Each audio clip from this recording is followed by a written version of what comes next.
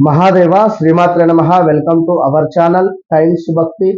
అద్భుతమైనటువంటి రెమెడీస్ మీరు చేసుకునేటువంటి యొక్క రెమెడీస్ చాలా సీక్రెట్ గా చేసుకోండి, ఎవరికి కూడా చెప్పకుండా. ఎందుకంటే వారు చూసి వారు చేసింది వేరు. మీరు చెప్పడం వల్ల కొంత మీకు ఏ రెమెడీ చేసినా కూడా ఎవరికి చెప్పకండి, కొంత మీకు ఇబ్బంది కలగకుండా ఉండాలి అని చెప్పి నా ఉద్దేశం.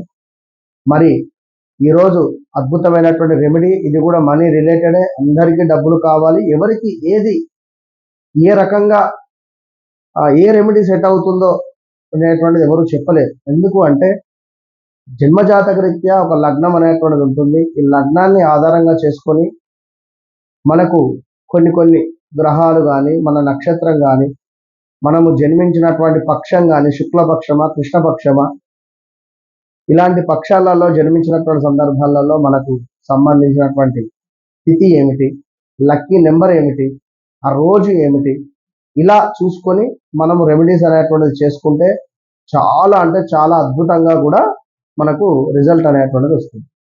అయితే ఇక్కడ మనీ ప్రాబ్లమ్స్ కావచ్చును, మనీ రిలేటెడ్, ఇంట్లో మనశ్శాంతి అనేటువంటిది లేదు అని అనుకునేటువంటి వారు ఖచ్చితంగా ఇంట్లో ప్రతిరోజు కూడా రాత్రి పడుకునేటువంటి సమయంలో ఈ యొక్క చిన్న రెమెడీ చేసుకోండి. దీనివల్ల ఆర్థిక పరమైనటువంటి ఇబ్బందులు కావచ్చును, మనీ రిలేటెడ్ ఇష్యూస్తో బాధపడేటువంటి వారు కావచ్చును, మానసిక బాధతో ఇబ్బంది పడేటువంటి వారు కానీ, ఇంట్లో గొడవలు జరుగుతూ ఉన్నవి భార్యాభర్తలకు అనుకునేటువంటి సందర్భంలో కానీ, ఇంట్లో సరైనటువంటి ఎనర్జీ లేదు, అంతా నెగిటివ్ ఎనర్జీతో నిండిపోయింది అని అనుకునేటువంటి వారు కానీ, ఎవ్వరైనా కూడా ఇంట్లో రోజు రాత్రి పడుకునేటువంటి సమయం కంటే ముందు ఇల్లు మొత్తము కూడా శుభ్రపరచుకొని, అదేవిధంగా వంటింట్లో కూడా వంట పాత్రలు ఏవి కూడా కడగకుండా విడిచిపెట్టి పడుకోకూడదు, గుర్తుంచుకోండి. దీంతో పాటుగా మన శరీరానికి సంబంధించి మనము వేసుకునేటువంటి యొక్క బట్టలను శుక్రవారము ఎప్పుడు ఎవరికి దానంగా ఇవ్వద్దు. అండ్ మన శరీరం మీద చినిగినటువంటి వస్త్రాలు కానీ, ఇలా ఏమైనా పాడైపోయి పట్టకుండా ఉన్నటువంటి బట్టలు కూడా కింద వేసి తుడడం కానీ, మాఫ్ రూపకంగా కానీ అట్లా కూడా వాడకూడదు. అది వంటింట్లో అసలే వాడకూడదు. చెప్పులు వేసుకొని కూడా వంట అనేటువంటిది ఉండరాదు. ఇవన్నీ గుర్తుంచుకున్న తర్వాతనే కొన్ని కొన్ని రెమెడీస్ అనేటువంటిది చేసుకోవాలి. ఇక ప్రతిరోజు రాత్రి, ముఖ్యంగా శనివారము మంగళవారం అయితే పాటించండి. శనివారం మంగళవారం రోజు రాత్రి మొత్తము కూడా శుభ్రపరుచుకున్న తర్వాత మీరు వంటింట్లో ఒక దీపారాధన చేయండి.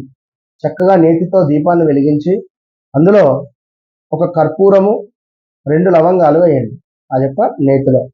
అది కూడా ఆ యొక్క వత్తి, పెద్ద వత్తి తీసుకోండి.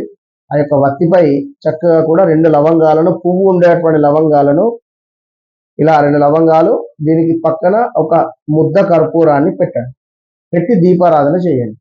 ఇది ఎప్పుడు? మంగళవారాలు, శనివారాలు. ఇల్లు మొత్తము కూడా శుభ్రపరచుకున్న తర్వాత చక్కటి ముగ్గు వేసి మీ యొక్క